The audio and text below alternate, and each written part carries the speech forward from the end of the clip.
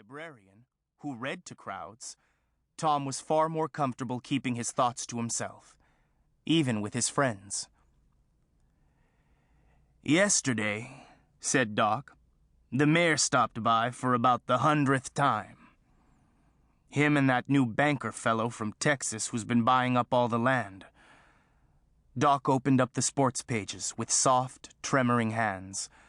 He spread out the baseball section so Tom could read him the scores. "Funny, ain't it, son? Now that it's all come down to me, it looks like I took over being the most popular and the least popular man in town at the same time." Tom puffed out a small laugh. He'd heard that phrase lots of times in these hills, but never in regards to Doc. There was a shadowy former pro baseball player named Dante Delgado, a one-time hometown hero who officially wore that title. Nowadays, the man was practically a hermit, living on top of Rattlesnake Ridge. "After the mayor left," Doc continued, "the Historical Society came calling. Daisy Ramirez and that bunch of busybodies tried to tell me that this old broken-down baseball field was a historical monument, ought to be preserved. Well, I told them, it's history all right. Soon as I sell the land, it'll be history." Doc laughed. "They didn't appreciate that." Sell the land? Wait a minute. Just yesterday, Tom had reassured the other ballplayers, saying, "Trust me on this. Doc won't sell. He's a baseball man, and he loves these hills. He used to walk up his ridge, spot the perfect big-leaf maple tree, trim off a branch, and make his own bat from it. He's on our side." Now Tom wondered how he could have been so wrong. "You mean, you might actually—" "I'm leaning that way, son," said Doc. "Trouble is, I've gone round and round on this deal so many times, I feel like a windmill in a windstorm. But tonight's the big night, isn't it? Gotta let everyone know tonight." He took out a handkerchief, held it against his mouth, and coughed. "Now," Tom told himself. "Tell him now. Don't wait another second."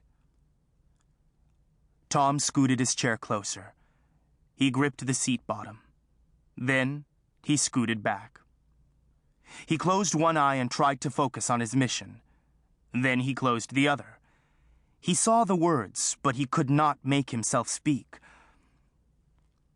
"I ain't a fool, Tom. Sure, it means more traffic and noise and bulldozers kicking up dust all year long. But all in all, I think it'll be good for us. This place is dying, son. And as far as I can see, there's only one way to pump life and spirit back into Dillontown. Open up the highway, build new roads and new homes, and bring in more jobs. Those builders did nice enough work down the hill. I expect they'll do the same up here." He tucked away his handkerchief. "Wouldn't be selling 'em my land if I didn't. Jumping jackrabbits. What do I need with $6 million? Man my age." That nearly knocked Tom off his chair backwards. $6 million? That much? "Well, Doc," he thought, "you could give it to me." But Tom had never considered the idea that a man might reach a point in life when even $1 million was not important. And Tom had seen the new ballpark down in Lakeview Mesa. The shiny chain-link fences and store-bought grass, all neat and trim. He'd seen the new baseball camp, whose summer team began an annual challenge game against the Dillontown camp 3 years ago. Some challenge.